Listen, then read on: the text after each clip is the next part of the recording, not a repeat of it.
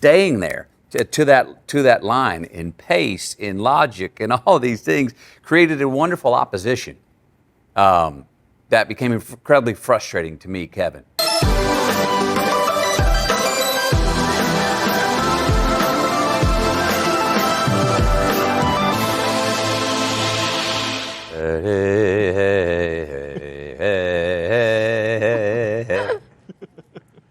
Well, congratulations on the film. It's really wonderful. I wonder, what was the biggest challenge you faced in making this movie?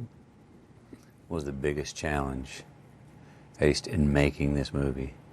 I'd like to say, this action and the stunts, but I can't say that because Paul and the team were so doggone organized. And we would take the right amount of time to professionally choreograph the things that once we shot them, it was chaotic but never felt dangerous.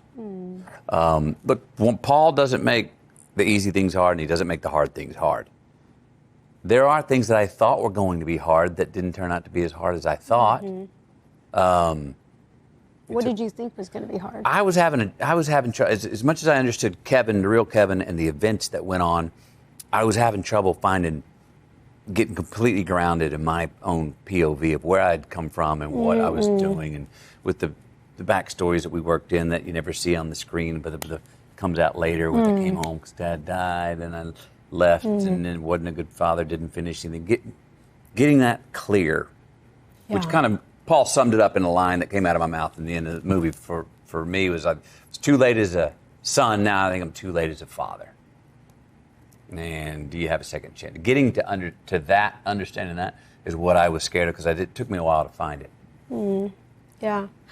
I feel like I was early on concerned about the kind of physical, energetic, chaotic demand of the scenes, of like what was physically going on, like running to the kids, running up to him. Where are we going right? Are we going left? Wait, this is the one where we're in the ditch, or is this the one where the thing is? And like all of the things that had to happen.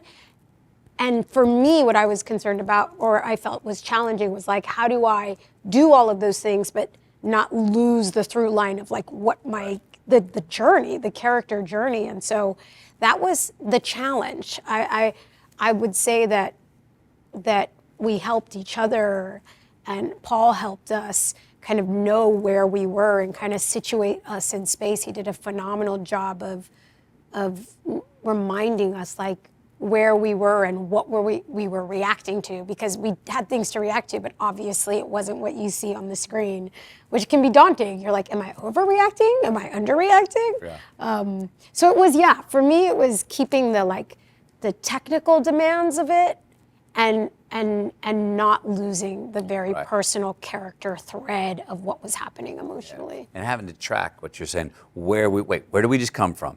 Now, is this circumstance gnarlier than the one we just Right. Or are they all gnarly? Are they all the, where are we? Because, What kind of research did you do to prepare for the roles?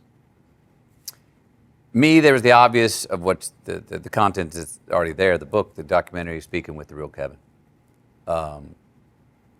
After that, just found some people in my life and outside of my life that were men that were middle-aged that kind of looked up one day and were like, oops, I failed my way to right here.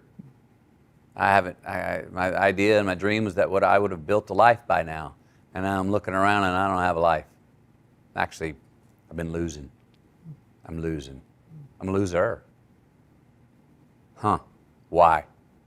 Well, most of those people always, and the reason they are where they are, part of it is it gets tough or responsibility really rears its head, they run the other way. And that'll catch up to you. What about you for you, America? Yeah, talking to Mary was a really helpful foundation for me. Just getting a sense of her approach of like, she was on duty. She was a teacher in a job, and she very much conducted herself for those 6 hours that she was on the bus with Kevin and the kids as if she was on the clock. And she talked about the the mask she had to wear to kind of show up in her job and be the protector of the children, and that she wasn't just concerned and in charge of, she didn't feel just in charge of their physical well-being. She felt deeply in charge of their emotional well-being. How do I get these kids through this? She didn't know where the end was going, or, you know, if they were gonna get out, but how do I keep them mentally okay, or try to mitigate the amount of trauma that's going to come out of this? And so talking to her, really understanding the many threads she was carrying, because while she was doing that and showing up for the kids, she was also, you know, with Kevin trying to logistically figure out what they're doing and how they get out of here. But she was also a human with 2 children out in the town that she couldn't communicate with, a mother desperate to be with her own children. And so it was really getting to talk to her about how she navigated all those different roles that she was playing at the same time. And I talked about, like, well, what did you do? Like, what did you do on the bus for 6 hours? And she's like, we played games and we sang songs and we tried to tell them jokes and we tried to keep their minds off of what was going on outside. And having all of that backstory, all that behavior of how she was on the bus felt like tools in my toolbox, because Paul is really about catching behavior. Mm-hmm. You know, there's a script, but he truly shows up and he wants to just see you behave. And so that was really helpful to have all of Mary's backstory. Matthew, what surprised you about working with America? And America, what surprised you about working with Matthew? I don't know if anything surprised me. I didn't come in with any solid expectation that she showed me something that was, oh my gosh, I never thought that was coming. I do applaud and really respect something that she did. I always say this about you: you're pro, not anti. And I don't want to go down a rabbit hole explaining that, but the meaning, finding the identity and the things she was just talking about who her character is, who Mary is, and in not inviting, but running that up against a Kevin that thinks differently, a situation, even a reality that may think differently, staying there to that line in pace, in logic, and all these things created a wonderful opposition that became incredibly frustrating to me, Kevin, which is exactly what we needed. And she helped to hold that, not with indifference, but with no, this is how I want to go, how we should go about things. This is what the book says. This is how it should be. That was to hold that opposition for as long as we did. It helped, just the way she did that helped us really earn coming together at the end, where we share secrets with each other about our own regret and remorse.